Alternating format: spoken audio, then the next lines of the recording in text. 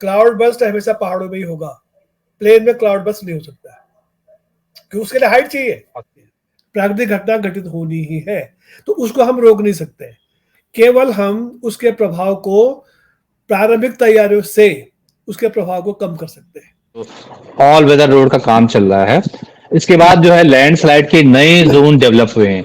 क्या बिल्कुल, इस बात में कुछ दम है जी? बहुत दम है, और ये 100% ये बात सही है।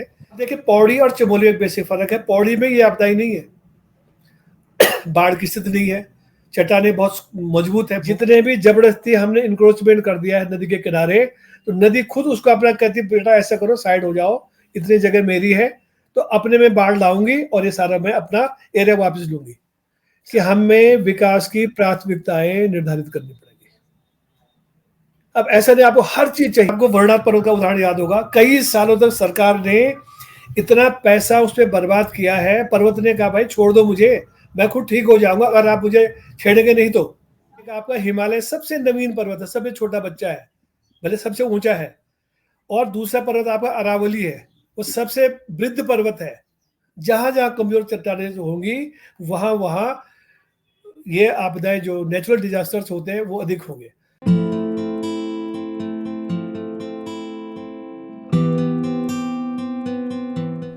नमस्कार, मैं मनु पवार। हमारे पहाड़ों में, चाहे वो उत्तराखंड के पहाड़ हों या हिमाचल के पहाड़ हों, एक बार फिर से आपदा के पहाड़ टूट पड़े हैं। भारी बारिश, बादल फटने से सैलाब, जगह जगह लैंडस्लाइड और उसके मलबे में दबकर लोगों की मौत। अब तो ऐसा लग रहा है कि ये सब हमारे पहाड़ों में न्यू नॉर्मल हो गया है, यानी अब तो हर साल की बात हो गई है। लेकिन आप लोगों के मन में भी एक सवाल तो जरूर उठता होगा कि पहाड़ में आपदाओं की फ्रीक्वेंसी आखिर क्यों बढ़ रही है? आखिर इन आपदाओं का पैटर्न क्या कहता है? क्या पहाड़ में बादल फटने या लैंडस्लाइड की घटनाएं हाल के बरसों में पहले के मुकाबले ज्यादा हो रही हैं? और इसकी जो वजहें हैं, क्या वो सिर्फ कुदरती हैं या इसकी और भी वजहें हैं? ऐसे तमाम सवालों, ऐसी तमाम जिज्ञासाओं के लिए इस वीडियो में हम बात करने वाले हैं गढ़वाल सेंट्रल यूनिवर्सिटी में जियोग्राफी के प्रोफेसर रहे डॉक्टर कैलाश चंद्र पुरोहित से। डॉक्टर केसी पुरोहित एक बड़े भूगोलवेता हैं।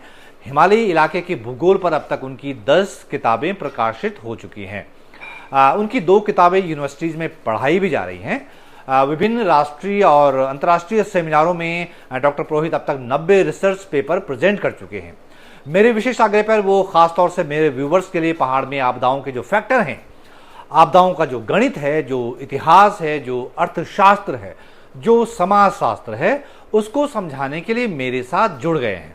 प्रोफेसर केसी पुरोहित सर, बहुत स्वागत है आपका और बहुत धन्यवाद मेरा अनुरोध स्वीकार करने के लिए, समय निकालेंगे सर। बहुत बहुत शुक्रिया सर आपका। बहुत धन्यवाद मुझे मौका देने के लिए। क्या बात। सर, टिहरी के बूढ़ा केदार से लेके घनसाली और गैरसैंण तक ये जो लैंडस्लाइड से हुई मौतें हैं, लोगों का विस्थापन है, बादल फटने की घटनाएं हैं, ये जो तस्वीरें आ रही हैं ये बड़ी बेचैन कर रही हैं। आप तो सर एक्सपर्ट है, आपने हिमालय इलाके के भूगोल को जानने समझने में एक जिंदगी खपा दी है, उम्र खपा दी है। मैं ये जानना चाहूँ सर कि पहाड़ों में ये आपदाएं क्यों आ रही हैं? ओके, बहुत क्वेश्चन है। देखिए, पहाड़ों में ही आपदाएं नहीं आती हैं, आपदाएं सारे विश्व में सब जगह आती हैं, और जी। भौगोलिक स्थिति के अनुसार। जैसे आप देखिए, समुद्र के किनारे हमेशा तूफान आ गए, हरिकेन्स, टाइफून्स है, और इस तरह के तूफान आते रहते हैं। मिड जो हमारे जो महाद्वीप है बीच के, वहां पे प्लेट टेक्टोनिकी की वजह से भूकंप आते रहते हैं, पहाड़ों में लैंडस्लाइड होते रहते हैं। तो क्षेत्रीय भिन्नताओं के आधार पर और जो वहाँ की भौगोलिक बनावट के उसके हिसाब से वहाँ पे आपदाएं आती रहती है। केवल ये हिमालय तक सीमित नहीं है। अभी आपने जो जिक्र किया है, ये मंदाकिनी घाटी का, अथवा इधर गैरसैंण का, और इधर लस्तर साइड का टिहरी में। दूसरा उदाहरण आपको वायनाड का देता हूँ, केरला में। वहां तो और खतरनाक 278 लोग मर गए वहां पे। बंबई पुणे का जो हाईवे है, वहां लैंडस्लाइड लगातार होते रहते हैं। हिमाचल प्रदेश में पिछले वर्ष और इस बार अभी मंडी में बादल फटा है। तो ये सारी घटनाएं सब जगह घटित होती है, अमेरिका से लेके। वो कोई ज्योग्राफिकल बाउंड्री नहीं है इसकी, घटनाएं होती रहती है।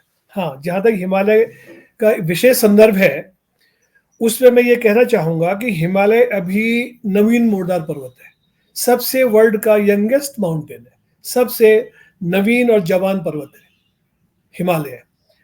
अभी आज से करीब 40 से 50 मिलियन साल पहले, माने 4.5 करोड़ से 5 करोड़ साल के बीच में हिमालय का जन्म हुआ, हिमालय का उत्थान हुआ। इस सबकी जानकारी के लिए मैं बता दूं कि उत्तर में अंगारा लैंड, दक्षिण में गोंडवाना नामक बहुत बड़े भूखंड थे, बीच में 33 सागर था। कई सदियों तक दोनों जो हमारे भूखंड हैं इनमें इनकी नदियां बहती थी और अपने साथ बड़ी मात्रा में ड्रेनेज लेके आती थी, मलबा लेके आती थी, और उन्होंने जो 33 सागर उसके तली पे उसको बिछाते रहते थे। इसके बाद जो दक्षिण का भाग है वो उत्तर की तरफ खिसकने लग गया, और धीरे धीरे जब खिसका तो हमेशा ये नियम होगा कि जब दबाव पड़ेगा, समदाब दोनों तरफ से दबाव पड़ेगा तो चीजें मुड़ेंगी। तो बीच का जो मलबा था वो उठता गया और उससे मोड़दार एक आकृति उसमें बनती गई है। तो आप देखेंगे हिमालय का सबसे पहला जो मोड़ बना और उत्थान हुआ वो 33 सागर से वहां पर ट्रांस हिमालय है, मीन्स हिमालय के उधर वाला पोर्शन, तिब्बत की तरफ वाला पोर्शन जो हमारे हिमालय है इंडिया का, यद्यपि ये कई देशों में फैला हुआ है। इसके बाद दूसरे उत्थान में इससे कम ऊंचाई वाले पहाड़ खड़े हुए, जिसको मध्य ग्रेट हिमालय कहते हैं, महान हिमालय, फिर मध्य हिमालय, और फिर आउटर हिमालय जिसको हम शिवालिक श्रेणियां कहते हैं। क्रमशः सबसे अंत का जो उत्थान था वो शिवालिक श्रेणियों का है, और चूंकि वहां पे जो मलबा वहां जमा था कई सालों का, उसमें भी कमी आती गई, क्योंकि वहां मलबा आपका यूज हो गया और पर्वतों के निर्माण में। तो यहाँ की पहाड़ियां बहुत ऊंची है, एकदम साउथ की जो पहाड़ियां है अथवा जिसको हम शिवालिक कह रहे हैं वो पहाड़ियां है। अभी क्योंकि कमजोर संरचना है, अभी भी इसका उत्थान जारी है। 4.5 करोड़ पहले से बनना शुरू हुआ, बन रहा है, और अभी स्पीड यद्यपि कम है लेकिन पर ईयर ये बढ़ रहा है। और आपको उदाहरण के तौर पे जो इसका जो बर्निंग एग्जाम्पल है वो आपका माउंट एवरेस्ट है। माउंट एवरेस्ट की जो हाइट है, जिसको सागर माथा कहते हैं वहां की भाषा में, वहां उसको 8,848 मीटर उसकी ऊंचाई नापी गई, कई साल तक स्टेबल रही। अभी जब लेटेस्ट मापा गया उसको तो 8,848.86 मीटर उसकी हाइट है। इसका मतलब बढ़ रहा है हिमालय। तो बढ़ इसलिए रहा कि साउथ से नॉर्थ की तरफ को जो शक्तियां काम कर रही हैं, धक्का दे रही हैं, तो उत्थान कहाँ होगा? हिमालय पे होगा। तो आप ये बताना चाह रहे हैं कि ऐसा कुछ हुआ, ऐसी करके ऐसे मतलब समंदर में ऐसा कोई हलचल हुई और ऐसा टक्कर हुई और ये ऐसा पैदा? इसकी मदद से समझा सकता हूं मैं। जी सर। ये अंगारा लैंड है, ये गोंडवाना लैंड है, जी ये जो 33 सागर है। जब ये यहाँ दबाव मारेगा तो बीच का जो पदार्थ है वो ऊंचा उठेगा। एक उदाहरण आपको मैं और दे सकता हूं, जैसे कागज है, आप दोनों तरफ से दबाएंगे तो टूटेगा नहीं, ये मुड़ेगा, ये मुड़ेगा। दोनों तरफ से दबाव पड़ रहा है, क्योंकि एक तरफ से शक्ति लग रही है, दूसरी फोर्स को काउंटर कर रही है। तो नतीजा क्या होगा? बीच का पदार्थ ऊपर उठेगा। और जब यहाँ पे तनाव होता है कहीं पे तो चट्टानें टूटती है। तनाव का एग्जाम्पल क्या होगा? जैसे ये कागज है, दबाव में तो दोनों तरफ से दबाव था, मुड़ेगा, और तनाव होगा तो खींचेगा, दोनों तरफ को खींचेगा तो ये टूटेगा, ये टूटेगा, तो ये दरारें पड़ेगी। तो इसलिए हिमालय पर्वत में दोनों चीजें हैं, वहां फोल्ड भी है, मोड़ भी है, और दरारें भी है, फॉल्ट्स भी है। फॉल्ट एंड फोल्ड्स, ये दोनों चीजें यहाँ पर पाई जाती है। तो जगह जगह आप देखें नदी घाटियों के द्वारा एक डिस्ट्रक्शन है, और वहां पे एक मुख्य पहाड़ी को दूसरे से अलग किया जाता है, एक किसी नदी के घाटी के द्वारा। और हिमालय जो है पूरब से पश्चिम अगर आप जाएं और उत्तर से दक्षिण जाएं, दोनों तरफ से, एक तो इसका हॉरिजॉन्टल क्लासिफिकेशन है, और एक आप उत्तर से दक्षिण जाएंगे संरचना के आधार पर। तो सबसे नीचे जैसे मैंने आपको बताया स्टार्ट होगा शिवालिक पहाड़ियों से, फिर मध्य हिमालय, और फिर ऊपर महान हिमालय जिसको हिमाद्री कहते हैं, और उसके बाद ट्रांस हिमालय। ये ऊंचाई के हिसाब से इसका डिवीजन है। और अगर आप इसका जमीन पे इसका रीजनल क्लासिफिकेशन करें, प्रादेशिक वितरण करें, तो पूरब पश्चिम की तरफ है आपका कश्मीर हिमालय, जिसको हम पंजाब हिमालय भी कहते हैं। ये सिंधु से लेके और आपके सतलज तक ये फैला हुआ है। इसके बाद सतलज से लेके और काली तक है कुमाऊं हिमालय, जिसको पहले जो अभी मध्य हिमालय भी इसको कहा जाता है। तीसरा क्लासिफिकेशन है इसका नेपाल हिमालय, जो काली से लेकर तिस्ता तक फैला हुआ है। और उसके पश्चात आसाम हिमालय है जो एकदम पूरब की तरफ है, और ये तिस्ता से ब्रह्मपुत्र तक फैला हुआ पटकोई की पहाड़ियों तक। ये इसका रीजनल क्लासिफिकेशन है। तो जो आपदाएं हैं, हाँ आप बताइए। हाँ, तो आपने बहुत सरल शब्दों में ये समझा दिया कि हिमालय नया पहाड़ क्यों है। जैसे लोग कहते हैं कि नया पहाड़ है, कच्चा पहाड़ है। हम भी सोचते थे कि नया पहाड़ क्या होता है, इतने सदियों से खड़ा है हिमालय, तो क्या नया नया पहाड़ है। आपने बहुत सरल तरीके से समझा दिया, इसके लिए बहुत आभार आपका।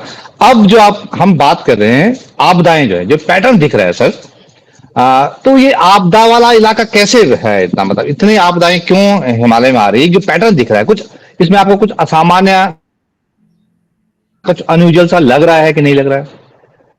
थोड़ा इससे पिछले वक्तव्य में एक बात रह गई थी, जो आपने उदाहरण दिया नया पर्वत। जी। हमारे देश में ही 2 पर्वत ऐसे हैं। एक आपका हिमालय सबसे नवीन पर्वत है, सबसे छोटा बच्चा है, भले सबसे ऊंचा है। और दूसरा पर्वत आपका अरावली है, वो सबसे वृद्ध पर्वत है, अरावली। तो अरावली का सर्वोच्च शिखर हमारा जो आपका पौड़ी शहर है इसके बराबर है, 1650 मीटर हाइट है केवल। वो सर्वोच्च शिखर है आपका माउंट आबू में। माउंट आबू आप गए होंगे कभी, तो माउंट आबू में जो अचलगढ़ से ऊपर जाते हैं तो गुरु शिखर है, वो हाईएस्ट पीक है अरावलीज की। क्योंकि पुराना पर्वत है, घिस पिट गए उसकी चट्टानी इतनी पुरानी हो गई है, घिस गई है चट्टानी, तो बहुत पुराना है। और हिमालय अभी बहुत नया है। तो जब भी आप देखेंगे मानव जीवन में, जब कभी बीमारियां आती है, आपदाएं आती हैं, तो सबसे पहले या तो बूढ़ा व्यक्ति प्रभावित होता है या बच्चा प्रभावित होता है। जवान उसको झेल लेता है, और बूढ़ा व्यक्ति अरे खांसी हो गई, सर्दी लग गई, तो वो प्रभावित होगा। तो या तो अरावली प्रभावित होगा या हिमालय होगा, नीलगिरी नहीं होगा। हमारे जो अन्य पर्वत हैं, एंडीज है, रॉकी है, दुनिया भर के पर्वत हैं, ये प्रभावित नहीं हुए, क्योंकि वो उन शक्तियों को झेल सकते। उठा पटक जो होती है आंतरिक शक्तियों में, आप ये मान के चलिए मनु जी कि हमेशा धरातल पर 2 शक्तियां लगातार काम करती है। जैसे हमारी सरकार में पक्ष और विपक्ष होता है। विपक्ष का काम करना है सरकार की लगातार आलोचना करना, और सत्ता पक्ष का काम जो वास्तविक रूप से होना चाहिए उन आलोचनाओं को लगातार दूर करना, उसको सेटिस्फाई करना। ऐसी धरातल पर 2 शक्तियां लगातार काम करती है। जो आंतरिक शक्तियां हैं उनका काम है लगातार धरातल पर विषमताएं उत्पन्न करना, डिस्टर्बेंसेस लाना। भूकंप है, ज्वालामुखी है, अपलिफ्टमेंट है, धसाव है, पृथ्वी के बाद जमीन ऊपर उठती है, कई बार नीचे धस जाती है। और जो बाहरी शक्तियां उनका काम है उन विषमताओं को दूर करना। जैसे आपका नदी है, नदी अपने इरोजन के द्वारा उन गड्ढों को भर देती है, जो अपने साथ डेब्रिस लेके जाते हैं वो गड्ढे भर जाते हैं। तो उनका काम है समतल स्थापना करना, ये शक्तियां काम करते रहते हैं। अब सवाल आया कि आपदाग्रस्त क्षेत्र कैसे है। तो जैसे मैंने आपको यही बताया कि आपदाग्रस्त क्षेत्र इसलिए है कि कच्ची संरचना है, और अगर हम पूरे विश्व पे अगर हम बात करें तो जैसे आपके ज्वालामुखी और जो भूकंप के क्षेत्र है वो आपके परिप्रशांत और जो आपके द्वीपीय जो क्षेत्र है उनमें सबसे अधिक है, क्योंकि अभी संरचना कमजोर है, थोड़ा बीच में जुड़ी हुई नहीं चीजें। नीचे आपको जुड़ी हुई दिखती है, लेकिन ऊपर आपको छोटे छोटे द्वीप इस रूप में दिखाई देते हैं। इसलिए आपने देखा होगा कि प्रशांत महासागर में सबसे गहरे गर्त है, क्योंकि एक द्वीप भले ढके हैं वो दूसरे को अलग करता है, तो बीच में क्या गहरी खाई है, इसको गर्त कहते हैं। मिंडनाओ है, टस्का टोरा है जापान का, और ये मरीना है अभी सबसे बड़ा जो गर्त है आपका अभी द्वीप जो है, ये सब बने हुए हैं। तो एक तो कमजोर संरचना हो गई, और दूसरा उसकी जियोलॉजी और उसकी रॉक्स। तो जो चट्टाने बहुत मजबूत चट्टाने होंगी उन पर बाहरी शक्तियों का कम प्रभाव पड़ेगा, उन पे वेदरिंग जिसको अपक्षय कहते हैं उस पे अपरदन बहुत कम होगा, लेकिन कालांतर में जाके बहुत टाइम लगेगा। और जैसे चूने के चट्टाने हैं, डोलोमाइट है, ये तो सीधे पानी आया और चट्टाने सीधे सीधे कटनी शुरू हो जाती है। तो एक तो ये कारण है इसका। तो विश्व वितरण आप देखें इनका भौगोलिक बनावट का और आपदाओं का, तो आपस में इनका बहुत गहरा संबंध है। जहां जहां कमजोर चट्टानें होंगी वहां वहां ये आपदाएं जो नेचुरल डिजास्टर्स होते हैं वो अधिक होंगे। अब हम कई बार क्या करते हैं, बहुत पर्यावरण के संरक्षण के चक्कर में हर बात को जोड़ लेते हैं वृक्षारोपण से, पर्यावरण प्रदूषण से। ऐसा नहीं है। या अभी एक लेटेस्ट जो चल रहा है आजकल, कैच ऑफ दी क्या कहते हैं उसको, कैची वर्ड जो आज का है, कैच वर्ड है वो है आपका ग्लोबल वार्मिंग। इससे भी जोड़ा जा रहा है। अब दिक्कत यहाँ पे ये है कि हर चीज को ग्लोबल वार्मिंग से नहीं जोड़ सकते, बिल्कुल नहीं जोड़ सकते। वो अलग है, ग्लोबल वार्मिंग नेचुरल फिनोमेना तो है, प्राकृतिक घटना है, लेकिन इसमें मानव का बहुत बड़ा हाथ है। तो ये तथ्य तो सबके पास है कि मानव के हस्तक्षेप की वजह से हमारे जो पर्यावरण है उसको पर्याप्त नुकसान हो रहा है। वो दो प्रकार से हो रहा है। एक तो पर्यावरण अवनयन, जिसको कहते हैं एनवायरमेंटल डिग्रेडेशन, फॉरेस्ट का कम हो जाना, फॉरेस्ट का जो निर्वनीकरण जिसको कहते हैं डिफॉरेस्टेशन, और चट्टानों का लगातार घिसते रहना, सॉइल इरोजन होते रहना, डिग्रेडेशन, ये लगातार होता रहता है। और दूसरा पर्यावरण प्रदूषण, जो हमारे पर्यावरण में अवांछित चीजें जो हमें नहीं चाहिए वो चीजें उस पर घुस गई हैं।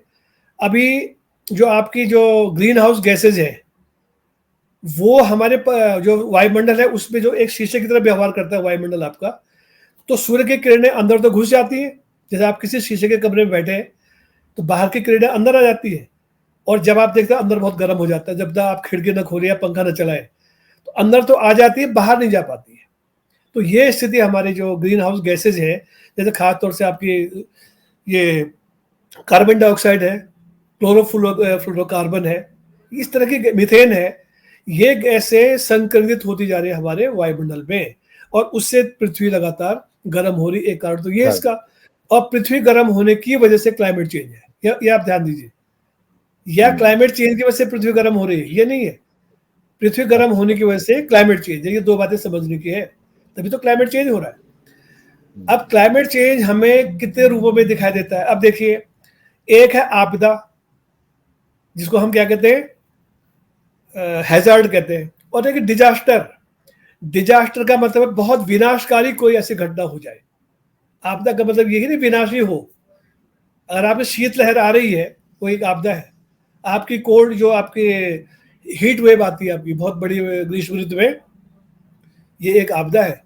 लेकिन जो एकदम डिजास्टर होती है, एक भूकंप ऐसा आ गया कि लाखों लोग उस पर मर जाते हैं, लैंडस्लाइड ऐसा, जब अभी वायनाड का एग्जाम्पल मैंने आपको दिया। और देखिए ये ऐसा नहीं कि आज ही हो रहा है, ऐसा नहीं है। हमारे पास अर्थ की हिस्ट्री में ऐसे ऐसे एग्जाम्पल हैं। 1555 में चीन के शैनशी प्रांत में एक भूकंप आया था, और आपको भूकंप को आपने देखा है, चमोली में देखा आपने, उत्तरकाशी में देखा है, दिल्ली में देखा, कई जगह भूकंप आते हैं। अब यहां हम कहते हैं भूकंप आ गया क्योंकि हिमालय कमजोर है, लेकिन दक्षिण में क्यों आ गया? आपके साउथ इंडिया में भी भूकंप आए, महाराष्ट्र में भूकंप आए, क्या नाम है उसका, एक स्थल है भुज में भूकंप आए हैं। भुज में, हाँ, लातूर, भुज में, हाँ। तो ऐसा नहीं है, ये कहीं भी आ सकते हैं। यद्यपि जो कमजोर संरचना है वहां ज्यादा प्रभाव होगा, जैसे मैंने पहले बताया, ये सर्वत्र आते हैं। तो यहाँ पे जैसे जो विश्व वितरण है इन घटनाओं का, ये घटित होती रहती है। अब यहाँ क्लाइमेट चेंज जो वर्ड है, तो क्लाइमेट चेंज होता क्यों है? सबसे पहले इसमें है मानव जनित शक्तियां, मानव द्वारा जो मैन इंड्यूस्ड जो हमारी एक्टिविटीज है उसके द्वारा। सबसे बड़ा है इसमें नगरीकरण, दूसरा है इसमें औद्योगिकरण। ये दो चीजें सबसे बड़ी हैं। कहीं पर नगरीकरण होता है तो सीधे सीधे नगरीकरण का मतलब है कि नागरिकों को गांवों की तुलना में अधिक सुविधाएं देना, यातायात, संचार, व्यापार, रोजगार, हर तरह का आपको सुविधाएं देना। एंटरटेनमेंट है, कल्चरल जो आपका एडवांसमेंट है, कल्चरल जो चीजें हैं वो सब, एजुकेशन है, हेल्थ फैसिलिटीज है, ये जिन स्थानों पे अधिक हो जाएंगे अर्बन सेंटर्स है। और दूसरा आपका है औद्योगिकरण। औद्योगिकरण ने खासतौर से 19वीं सदी के प्रारंभ में जो आपके वेस्टर्न कंट्रीज है, इंडिया में भी उद्योग थे लेकिन बड़े उद्योग नहीं थे। कुटीर उद्योग प्राचीन काल से चले आ रहे हैं, घरेलू उद्योग है, कुटीर उद्योग है, और ये पर्यावरण जो एनवायरमेंट फ्रेंडली थे, इको फ्रेंडली। अब ऐसे ऐसे उद्योग हैं, भारी उद्योग है, कितनी मात्रा में उससे ये गैसें बाहर निकल रही, हानिकारक गैसें चिमनियों से बाहर निकल रही है, उसका कूड़ा ये सब बाहर नालियों के द्वारा समुद्र में पहुंच रहा है। और आप देखें जापान में एक सागर है, जापान सागर में एक जगह जहां उद्योगों का सारा पानी वानी सब निकलता है, और वहां से पारा बाहर निकलता है, पारा। हाँ, तो वहां जो बीमारियां हैं उसकी वजह से दुनिया भर की बीमारी है, वो पॉइंट पोल्यूशन है। जहां पर एक जगह गिरता है तो उस बीमारी का नाम ही मरकरी है, मरकरी बीमारी, क्यों वहां गिर रहा है, उसकी वजह से आसपास के जो बायोडाइवर्सिटी है या समुद्री जो जीव है उसको प्रभावित हो रहे हो, ये सारी समस्याएं उस पर आती है। समुद्र के किनारे हमेशा बड़े बड़े तूफान ये सब आते हैं, तो ये भौगोलिक जो वितरण है घटनाओं का उस पर डिपेंड करता है। तो आपने अभी कहा कि कई चीजें मानव जनित हैं, तो फिर हम अगर हिमालय के संदर्भ में कहें तो हम प्राकृतिक आपदा क्यों कह रहे हैं इनको? हाँ बिल्कुल, दोनों चीजें हैं। प्राकृतिक आपदा वो आपदा है जो प्राकृतिक तथ्यों से घटित होती है, और मानवीय आपदा वो है जो मानव द्वारा जो, क्या डिस्कनेक्ट हो गया ये? नहीं ठीक है सर, चल रहा है, विजिबल नहीं हो रहा। हाँ, शुड आई कंटिन्यू? हाँ सर ठीक। हाँ, तो जो मानव प्रकृति के द्वारा क्या पता, अतिवृष्टि हो गई, बहुत ज्यादा आंधी तूफान आने लग गया, लैंडस्लाइड हो गया, भूकंप आ गया, ये सब प्राकृतिक आपदाएं हैं। लेकिन जो मानवीय, जैसे रोड कंस्ट्रक्शन में अगर लैंडस्लाइड होगा तो वो मानवीय आपदा है, ठीक है। अभी आपने एक बीमारी देखी है, बहुत बड़ी वर्ल्ड वाइड बीमारी थी, कोविड। तो ये मानव द्वारा निर्मित बीमारी है ना, मानव जनित बीमारी है। ऐसे ही अगर जहां अधिक वर्षा हो रही है तो कई जगह क्योंकि जंगल का विनाश हो रहा है, कम वर्षा हो जाती है, कई बार सूखा पड़ जाता है। तो ये भौतिक और मानवीय दोनों जो घटनाएं हैं, दोनों जो तत्व हैं या शक्तियां हैं, उनके द्वारा घटित होता है। तो सर यहाँ पे सवाल मेरा ये था, तो हमारे जो पहाड़ों में जो कंस्ट्रक्शन एक्टिविटीज बढ़ रही हैं, क्या ये उसका साइड इफेक्ट है? जैसे बहुत से एक्सपर्ट कहते हैं कि जो चार धाम यात्रा रोड है या जो ऑल वेदर रोड का काम चल रहा है, इसके बाद जो है लैंडस्लाइड के नए जोन डेवलप हुए हैं, क्या इस बात में कुछ दम है? जी बहुत दम है, और ये 100% ये बात सही है। क्योंकि देखिए, एक बात आपको ध्यान में रखनी पड़ेगी, ये आज भी सत्य है, पहले भी सत्य था, बिना कंस्ट्रक्शन के डिस्ट्रक्शन के कंस्ट्रक्शन नहीं हो सकता है। नो क्रिएशन विदाउट डिस्ट्रक्शन, हो ही नहीं सकता है। आपको पर्यावरण से छेड़खानी करनी पड़ेगी, ये तो है ही है। अब आपकी जो ऑल वेदर रोड बनी है, उसके जहां एक तरफ नुकसान है वहां एक तरफ फायदे भी है। अभी आपका एक मरीज श्रीनगर से 2.5 घंटे में ऋषिकेश एम्स से पहुंच जाता है उसी रोड के कारण। तो यदि वो पर्यावरण की कॉस्ट पर है, लेकिन वो तो होगा। अभी एक चीते का एक शिकार हिरन है, तो वो तो उसका शिकार है, तो दोनों साथ साथ चलते रहने चाहिए, तभी तो होगा। लेकिन इसको हम, जो आपने उदाहरण दिया रोड कंस्ट्रक्शन का, इसको हम लेते हैं इंफ्रास्ट्रक्चर की श्रेणी में, आधारभूत जो संरचना है उसकी श्रेणी में आते हैं। अभी अब तो रेलवे लाइन बन रही है, अभी केवल उत्तराखंड के गढ़वाल में नहीं बल्कि अब बागेश्वर की तरफ रेलवे लाइन बन रही है, उत्तरकाशी की तरफ रेलवे लाइन बन रही है, क्योंकि आपको सुविधाएं भी चाहिए साथ साथ। फास्ट, क्यों लाइफ इतनी फास्ट हो गई है कि आपको तो कह रहे दिल्ली की दूरी आपको 2 घंटे में पूरी करनी है। तो अभी दिल्ली देहरादून जो हाईवे बना है ये कुछ दिन में शुरू हो जाएगा। इस हाईवे के पीछे कितनी जमीन आपकी खेती की गई, कितने इसमें वन क्षेत्र या जो वनस्पति प्रजातियां हैं कितनों को उसमें नुकसान हुआ है, कितने मानवीय बस्तियों को आपने रिहेबिलिटेट कर दिया, वहां से ट्रांसफर कर दिया, तो ये तो होगा। लेकिन मानव जनित घटनाएं आज की डेट में प्रकृति के द्वारा जनित घटनाओं से अधिक है, ये तो तथ्य निर्विवाद रूप से सत्य है। नहरों का निर्माण है, अब आप सिंचाई के लिए तो नहर चाहिए, तो चाहिए तो हमें सिंचाई के लिए, लेकिन मानव के लिए चाहिए ना, ये ध्यान दीजिए। वो प्रकृति ने कहा मुझे सींचो, प्रकृति में स्वयं जो है अपने को सक्षम रखने की, अपने को रिपेयर करने की क्षमता है। अब जैसे कई बार लैंडस्लाइड आ गया, तो लैंडस्लाइड का ट्रीटमेंट हम लोग करते हैं, मानव करते हैं, अपने नीचे दीवार दे दी, ऊपर की दीवार ठीक कर दी, लैंडस्लाइड ठीक हो गया, ऐसा नहीं है। प्रकृति लैंडस्लाइड को ठीक करती है, अपनी बीमारी को स्वयं ठीक करने की उसमें क्षमता है। यस, आपको एक घटना मनु जी याद होगी पौड़ी में, इसे उदाहरण देते हो कि आप उस जगह को जानते हैं। मारना खाल में सन 82 में एक बादल फटा था, बहुत बड़े पैमाने पे, मतलब हैवी, जिसको कहते हैं वॉल्यूम, बड़ा वॉल्यूम था उस पानी का, और वो संयोग से वो बादल फटा है जो वाटर डिवाइड है, जल विभाजक है, उसके बाएं तरफ। अगर दाहिनी ओर जाता वो तो सीधे निसरणी गांव से लेके सारे गांव वहां समूल नष्ट हो जाते, उलट पलट हो जाती। तो वो बादल फटा लेफ्ट को, तो माना खाल से नीचे सीधे सीधे जो पाबो वाली रोड जाती है, बैंड्स में जितने बैंड्स हैं सब जगह डेब्रिस भर गया और चोपड़ियों तक उसका मलबा गया। चोपड़ियों के नीचे जो वेस्टर्न नैयार रिवर है वहां तक उसका मलबा गया। लेकिन अब आप देखिए तो 7-8 साल में उस अगले को रिपेयर कर दिया, पता ही नहीं चला। वहां जो मिट्टी उट्टी थी वहां वनस्पति उगाई है आराम से। जो चट्टाने ओपन है वो मिट्टी उट्टी से दब के अपनी ठीक ठाक होगी। लगता नहीं कि यहाँ पे कभी रिपेयर हुआ होगा या आपदा आई होगी। अब एक उदाहरण आपको देता हूं मैं उत्तरकाशी का। उत्तरकाशी वैसे भी बड़ा संवेदनशील इलाका है आपदा की दृष्टि से। हमारे जितने वो बॉर्डर डिस्ट्रिक्ट है, क्योंकि जो मेन सेंट्रल थ्रस्ट है उसके उत्तर की तरफ ये है, तो वहां कमजोर संरचना है। आप देखें पौड़ी और चमोली में बेसिक फर्क है। पौड़ी में ये आपदा ही नहीं है, बाढ़ की स्थिति नहीं है, चट्टाने बहुत मजबूत है, भूकंप की स्थिति कम है वहां पे, बाढ़ का भी वहां खतरा है नहीं।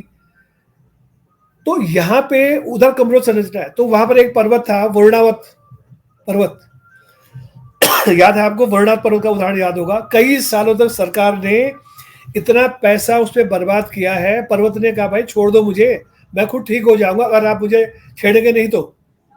अभी अब जब होटल बन रहे थे उसके लिए खुदाई कर दिया आपने, उस समय ध्यान नहीं दिया, और जब लैंडस्लाइड होने लग गया, पर्वत धंसने लग गया नीचे, फिर उसकी रिपेयरिंग हो रही है, तो करोड़ों रुपया खर्चा हुआ। आज की डेट में ऊपर वाले की जो कृपा है वो ये रही है कि बर्ना पर्वत का जो लैंडस्लाइड था वो स्थिर हो गया है। वो अभी बद्रीनाथ हाईवे पे एक जगह कलियासोड़ को छोटी सी बारिश में भी ऊपर एक गांव है छाती खाल, तो कलियासोड़ पे आप बार बार सड़क को खोद रहे हैं, विस्फोट हो रहा है वहां पे, तो छाती खाल लैंडस्लाइड हो गया पूरे गांव में। अब ये बाईपास बन रहा। कई बार हमने सजेस्ट किया, जो लोग तो वैसे पूछते कम है, सरकार अपने हिसाब से काम करती है, तो हमने कहा भाई सबसे बड़े आप लेफ्ट को पुल बना दो और वो सीधा सीधा रुद्रप्रयाग या कहीं और मिला दो उसको। आप तो पर ईयर यहाँ पे इतना लाखों पे करोड़ों रुपए खर्च कर रहे हैं, उनके लिए जरूरी था। लेकिन अब एक रोड बन रही है लेफ्ट को, आपने नोट देखा होगा वहां पे। आपने बताया कि कुदरत जो है लैंडस्लाइड की रिकवरी खुद ही कर लेती है, और आपने उत्तरकाशी के वरुणावत पर्वत का उदाहरण दिया, और आप सिलिकारा टनल की बात कर रहे थे सर। हाँ, तो उसमें एक चीज ये ध्यान देने योग्य है कि प्राकृतिक घटनाएं तो अपने हिसाब से होती रहेंगी, उनको होना ही है। बारिश भी होगी, तूफान भी आएंगे, सूरज भी चमकेगा, बादल भी बनेंगे, सब कुछ होगा, पेड़ भी उगेंगे, पेड़ अपने आप खत्म भी होंगे। हुआ यह है कि मानव ने हर चीज को अपने से जोड़ दिया है, अपने से हर चीज जोड़ दी है। अगर भूकंप आए तो भूकंप तो प्राकृतिक नेचुरल प्रोसेस है, उसको आना ही है। प्रेशर रिलीज है, अंदर की चट्टाने प्रेशर रिलीज चाहती हैं, तो प्रेशर जब रिलीज होगा तो धरती कांपेगी, फिर भूकंप आएगा। भूकंप का एक प्रमुख कारण है प्रेशर रिलीज। अंदर जो प्रेशर बनता है, अंदर जो गैसें बनती हैं धरातल के अंदर, पृथ्वी के अंदर, वो बाहर आना चाहता है। तो चट्टाने हमेशा रबर की तरह व्यवहार करती हैं, इलास्टिसिटी उस चट्टानों में। तो जैसे ही क्या कहते हैं उसको, प्रेशर रिलीज हो गया, चट्टाने खिसकेंगी, साइड की जो दीवारें हैं उसके जो पार्श्व है वह धक्का देके लौट आएगी। इलास्टिक रिबाउंड थ्योरी इस पर बेस्ड है। तो कहने का मतलब यह है कि प्राकृतिक घटनाएं तो होनी ही हैं, लेकिन मानवीय घटनाएं भी, मानव द्वारा प्रेरित जो घटनाएं हैं वो भी आज की डेट में बहुत ज्यादा प्रोमिनेंट हो रही है सब जगह। अब जो एक बड़ा मुद्दा आया है वो चीन को इसलिए छोड़ दिया था उस समय कि एक विषयांतर हो गया था। चीन में 1555 में एक भूकंप आया था, और आप ताजुब करेंगे कि उसकी जो अवधि थी कितनी रही होगी। भूकंप तो जनरली 15 सेकंड, 20 सेकंड, 1 मिनट इतना रह सकता है। 2.5 घंटा, 2.5 घंटे लगातार रहा, और उस जमाने में 1555 में 8 लाख लोगों की डेथ हुई थी। ये भूकंप के उदाहरण है। ये धन जन मानव जो क्षति होती है, इस प्रकार की क्षति होती है। अभी आपने लेटेस्ट जो आपका करीब 10-12 साल पहले जापान का सुनामी आपने देखी होगी, क्योंकि जब भूकंप आता है तो धरातल पर तो जो हो रहा है वो होता है, लेकिन जो समुद्र है उस पर बहुत ऊंची लहरें उठती है, और उसने वहां के शिकोकू और क्यूशू कितने प्रांतों में क्या क्या बर्बादी वहां पर कर दी थी। कई साल लगे उसको रिपेयर करने में। अभी मेरे ख्याल से 2004 25 दिसंबर 2004 सुमात्रा में जो भूकंप आया था, इंडिया तक उसका प्रभाव था। मतलब इंडिया का जो पूर्वी भाग है वह प्रभाव था, श्रीलंका, ये सब प्रभावित हुए थे। अंडमान निकोबार द्वीप समूह में बहुत ज्यादा उसका प्रभाव था। तो ये प्रभाव होते रहते हैं, लेकिन मानव उन प्रभाव को केवल अपने लेता है। मेरी दुकान, मेरी सड़क, मेरा पुल, मेरी गाय, मेरा फसलें, मैं स्वयं, ये सब चीजें। प्रकृति ये नहीं देखती है, प्राकृतिक घटना घटित होनी ही है, तो उसको हम रोक नहीं सकते। केवल हम उसके प्रभाव को प्रारंभिक तैयारियों से उसके प्रभाव को कम कर सकते हैं। हमारे एक फोर्स ऐसे बने, तुरंत हम तैयार रहे, और जैसे वहां सहायता पहुंचती है, रेस्क्यू एंड रिलीफ ऑपरेशन हमारे तुरंत वहां पहुंच जाए। जैसे सिलकारा की घटना तो अब विश्व विख्यात घटना है आज की डेट में। वहां सब कुछ हुआ। विदेश के वैज्ञानिक जियोलॉजिस्ट आए हैं, इंजीनियर आए हैं, तो काफी जिसको समय लगा, लेकिन अल्टीमेटली दे सक्सीडेड, उनको सफलता प्राप्त हुई। सर, अभी चर्चा के दौरान आपने एक बात कही थी कि विध्वंस के बगैर जो है निर्माण नहीं हो सकता।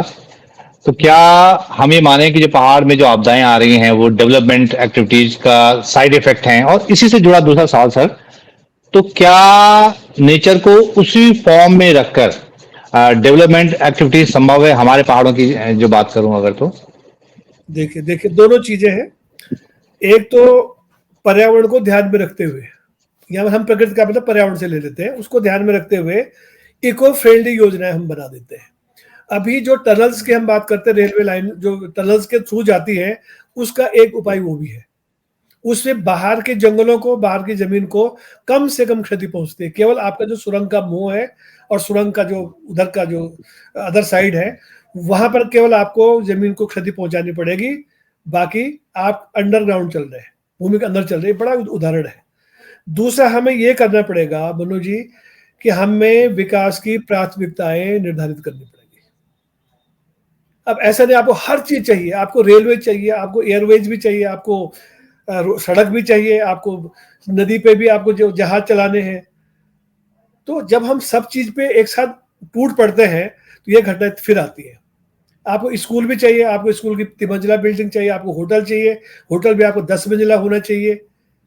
ये सारी चीजें हमें चाहिए क्या, उसको निर्धारित करें हम पहले। उदाहरण के लिए आपके पास 100 रुपये है और इकोनॉमिक्स का नियम ये बोलता है कि आवश्यकताओं की तीव्रता अलग अलग होती है। The intensity is different, intensity of various needs is different. आप उस 100 रुपये में क्या क्या नहीं कर सकते हैं। आप होटल में जाके कुछ खा पी लीजिए, आप उसको किसी भिखारी को दे दीजिए, आप उससे जो है थोड़ा कुछ और चीज कर लीजिए, आप किसी को दक्षिणा 101 रुपया डाल के दक्षिणा दे दीजिए। आप कई काम कर सकते हैं। आप आटा ले सकते हैं, आप सब्जी लेके जा सकते हैं, आप किसी बच्चे की फीस जमा कर सकते हैं छोटी सी। ये आपकी आवश्यकता आपके सामने है। अब आपको निर्धारित करना है कि इन 6 चीजों में से आपको पहले क्या चाहिए। तो जिस दिन हम ये निर्धारित कर देंगे, दूसरी चीजें वेट कर सकती हैं। तो पहली आवश्यकता पेट की है, आपको पहले आटा आपको घर पे लेके जाना पड़ेगा। ये मेरा कहना है। जब तक आप आवश्यकताएं निर्धारित नहीं करते, तीव्रता उसकी प्राथमिकताएं, तब तक नहीं होगा। आपको करना पड़ेगा। सर, एक आखिरी सवाल। मुझे एक हाल के सालों में एक बहुत धारणा बनी है हमारे पहाड़ में, खासकर टिहरी डैम से संबंध में, कि जो उसकी जो झील है, जो इतनी लंबी 40-45 किलोमीटर की झील है, उसकी वजह से हमारे जो पहाड़ का इलाका है, ज्यादा बारिशें हो रही हैं, बादल फटने की घटनाएं ज्यादा हो रही हैं। इसको आप कैसे देखते हैं? क्या सर इसका कोई कनेक्ट है आपस में इन आपदाओं से? हाँ, या दूसरे डैम है, मतलब टिहरी डैम या दूसरे? जी जी। हाँ, बिल्कुल बिल्कुल। हाँ, इस आपका प्रश्न के उत्तर में थोड़ा सा पार्शियली हाँ कहूंगा, आंशिक रूप से हाँ कहूंगा। लेकिन ये जो बांध है, उनके जो जल भंडार है, जो जल संग्रह हो गया, भंडार बन गया है, जो डैम बन गया, झील बन गई है, उसका जो इम्पैक्ट है वो लोकल है। अगर टिहरी डैम का इम्पैक्ट होगा तो वो लोकल होगा। अंदर भिलंगना घाटी तक चले जाइए और उधर जो भागीरथी घाटी वहां चले जाइए।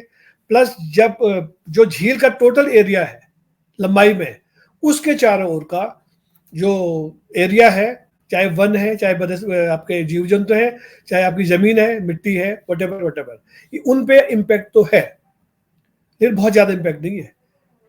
अब जैसे लैंडस्लाइड होना छोटे छोटे पैमाने पे उन गांव में लैंडस्लाइड हो रहा है जो अभी डूब क्षेत्र में तो थे, वो तो चले गए, शिफ्ट हो गए, लेकिन जो जो डूब क्षेत्र में नहीं थे और समीपवर्ती गांव हैं, वहां पर लैंडस्लाइड होना शुरू हो गया झील के में पानी की मात्रा बढ़ने के कारण। उसका इम्पैक्ट है लेकिन बहुत छोटा है, लोकल लेवल पे, ज्यादा इम्पैक्ट उसका नहीं होगा। अब क्लाउड बर्स्ट की जो घटनाएं हैं, ये दो तरह से देखें आप। क्लाउड बर्स्ट हम उस घटना को कहते हैं जो परिभाषा दी जाती है वैज्ञानिक, अगर किसी स्थान पर 1 घंटे में 266 मिलीमीटर बारिश लगातार हो, वो क्लाउड बर्स्ट है।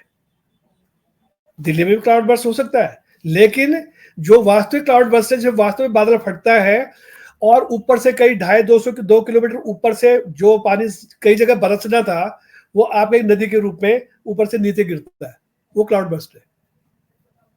वो जो टॉरेंशियल रेन है, बहुत तेज बारिश है, वो अलग चीज है, और क्लाउड बर्स्ट होना अलग है।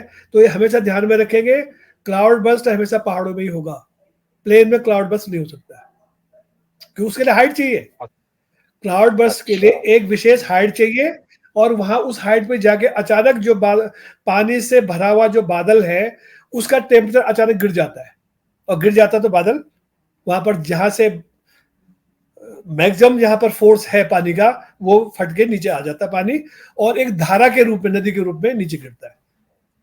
आपने देखो, सबसे पहले बहुत बड़ा गड्ढा पैदा होता है, उसके बाद उल्टा पुरड़ शुरू हो जाती है, और पानी जितनी मात्रा है उसको बहा के ले जाता है, जिसको गढ़वाल में रवड़ू कहते हैं, रवड़ू। तो ये घटनाएं पहले भी होती थी, हम तो जब बचपन में सुनते थे कि वहां ऐसा ऐसा हो गया, रवड़ू आ गया। बादल फटा तो लेटेस्ट शब्द है जिसे आम आदमी उसको समझ नहीं पाता है, तो रवड़ू पहले भी आते थे, ऐसा नहीं। और उसमें मानव का क्या काम है? वो बादल फटने में मानव का कोई हाथ नहीं है। हाँ, लेकिन जैसे मैं कहूँ कि अगर, हाँ, जैसे नदी किनारे आपके डेवलपमेंट एक्टिविटीज हुई हैं, आपने घर बना दिए हैं, आपने होटल्स बना दिए हैं, तो वो जो मतलब उससे कई गुना बढ़ जाता है, मतलब जो आपदा का जो नुकसान है, बादल फटा, ऊपर से पूरा सैलाब आया। जी जी। आप बिल्कुल बिल्कुल, अब प्रकृति ने ये नहीं कहा आपसे कि आप मेरे नदी के किनारे आप मकान बना दो, नेचर ने तो नहीं कहा आपसे ऐसा। अब सवाल ये है, जितने भी जबरदस्ती हमने इंक्रोचमेंट कर दिया है नदी के किनारे, तो नदी खुद उसको अपना कहती है, बेटा ऐसा करो, साइड हो जाओ, इतनी जगह मेरी है, तो अपने में बाढ़ लाऊंगी और ये सारा मैं अपना एरिया वापस लूंगी।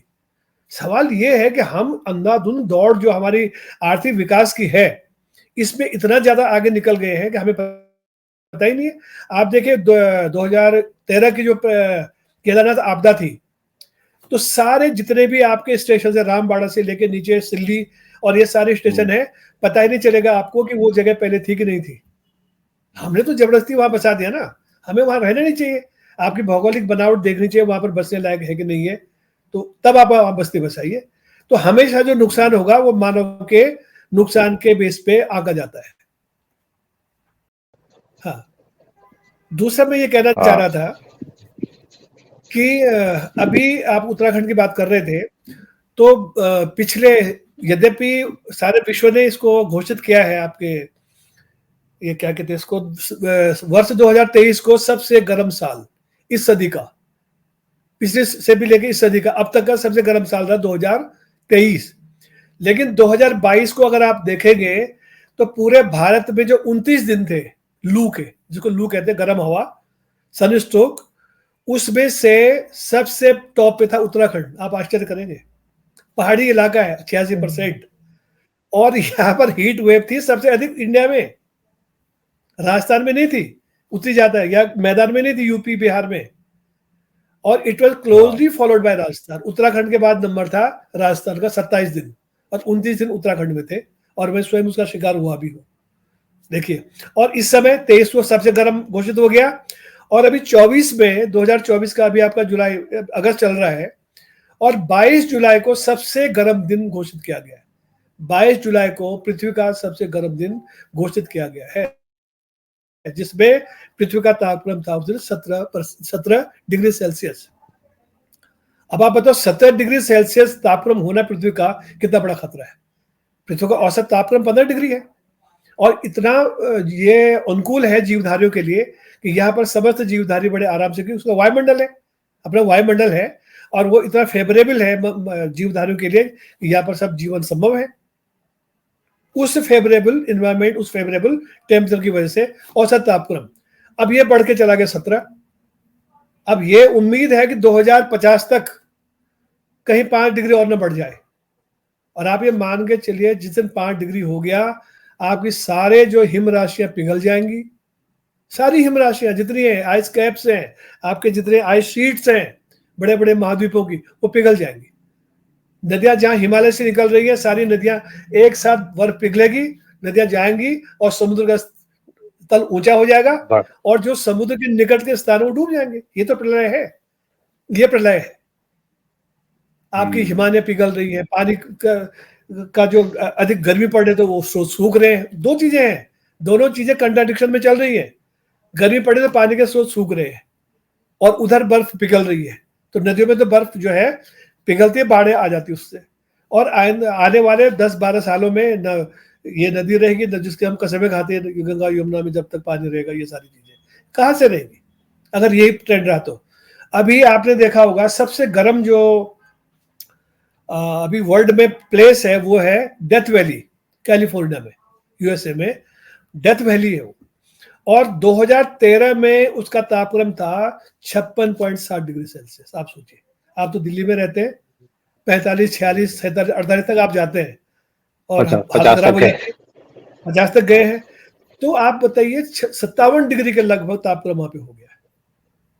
तो ये चीजें मानव की एक्टिविटीज तो है ही, प्लस और वो जो हमारे जो ग्रीन हाउस गैसेस पहुंच रही है उसके लिए तो मनुष्य ही जिम्मेदार है, पूर्ण रूप से मनुष्य जिम्मेदार है, इसमें तो कोई शक है नहीं। लेकिन मैं अपने वक्तव्य को एक उदाहरण के द्वारा थोड़ा सा बताना चाहूंगा कि आपने सुना होगा कि इस साल बहुत तेज बारिश हुई, बहुत ज्यादा बारिश हुई, और सिर्फ पिछले 2 साल का रिकॉर्ड तोड़ दिया। सुना आपने, सुना ही होगा। ये 2 साल पहले क्या था? तो ये इतनी तेज बारिश 2 साल पहले हुई तो वो क्यों हुई? ये तो सोचने का बात है, तब तो ग्लोबल वार्मिंग नहीं थी। जो आपका तापक्रम है इसने 50 साल का रिकॉर्ड तोड़ दिया। 50 साल पहले तो प्रोमिनेंट नहीं था। ये चीजें बहुत इंपॉर्टेंट है। तो कई बार लगता है कि क्या ग्लोबल वार्मिंग है या खाली एक ऐसे कल्पना है, लेकिन अल्टीमेटली ग्लोबल वार्मिंग है, वो दिखाई दे रही है, उसके परिणाम, दुष्परिणाम दिखाई दे रहे हैं। और अगले के लिए जो जिसको कहते हैं ग्लोबल वार्मिंग है, लेकिन ये ग्लोबल वार्निंग भी है आपके लिए। ग्लोबल वार्मिंग आपको ग्लोबल वार्निंग दे रही है कि सुधर जाओ। असली चीज है बैक टू बेसिक, आप वापस जाइए पुरानी चीजों पे। और आप देखिए, पहले हम मनोरंजन के लिए क्या करते हैं, बड़े से होटल के बाहर जंगल में जाके थोड़ी सी झुग्गी बना देते घास फूस की, कि नेचर के बीच। अरे भाई, तो घास फूस की झोपड़ी छोड़ के गांव में जाओ, वहां तो ठीक ठाक था। गांव के मकान का आपने प्रतिरूप बना दिया यहाँ पे, छोटा प्रोटोटाइप बना के, तो गांव में ही रहो। तो इतने बड़े बड़े 10, 20, 50 मंजिला मकान मत बनाओ। तो ये जो जिसको कहते हैं हिपोक्रेसी है, जो दिखावा है, ये पसंद नहीं है। गांव में रहना तो गांव रहो। तो ये मैं कहना चाहूंगा। तो लेकिन उत्तराखंड में तापक्रम का अचानक बढ़ना, क्योंकि आपका जो प्रश्न ही शुरू पहले से हुआ था कि ये प्राकृतिक आपदाएं जो हो रही है, तो ये जो आपदा आई है पिछले 2 साल पहले, जो लू उत्तराखंड में बिल्कुल प्रोमिनेंट रूप से चल रही थी, जो आपके नीचे तराई के और मैदान के इलाके, इनके अलावा पहाड़ में भी इसका बोलबाला था। तो प्रोफेसर केसी पुरोहित, आपने बहुत अहम बात कही, ग्लोबल वार्मिंग भी है। और बहुत धन्यवाद सर, आपने जो है पहाड़ की आपदाओं के जो पूरा गणित था, जो अर्थशास्त्र था, जो समाजशास्त्र था, उसको बहुत सरल शब्दों में समझाया। मुझे लगता है कि ये बातचीत मेरे व्यूवर्स के लिए बहुत अर्थपूर्ण रहेगी, बहुत उपयोगी रहेगी। आपने सर इतना समय दिया, आपका बहुत बहुत धन्यवाद और बहुत आभार सर, आपका बहुत शुक्रिया सर। आपने मुझे अपने पास बोलने का मौका दिया, इसके लिए धन्यवाद। और मेरी बात आपको, क्योंकि आप तो पत्रकार हैं, आपको अच्छी लगी, इसके लिए और अधिक धन्यवाद आपको। बहुत धन्यवाद सर। ठीक, थैंक यू।